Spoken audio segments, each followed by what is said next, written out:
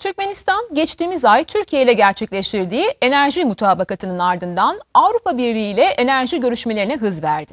Türkmenistan ve Avrupa Birliği yetkilileri enerji alanında işbirliği için Brüksel'de bir araya geldi. Fransa'nın başkenti Paris'te Türkmenistan Enerji Bakanlığı'nın ev sahipliğinde 24-25 Nisan tarihlerinde Türkmen Enerji Yatırım Forumu düzenlenecek. Bu önemli forum öncesinde Türkmenistan'la Avrupa Birliği arasında enerji alanında görüşmeler başladı. Türkmen Gaz'la Avrupa Komisyonu Enerji Genel Müdürlüğü arasındaki görüşmelerde Türkmenistan'ın enerji pazarındaki potansiyeli ortaya konuldu. Gaz tedarik yollarının lojistiği ele alındı.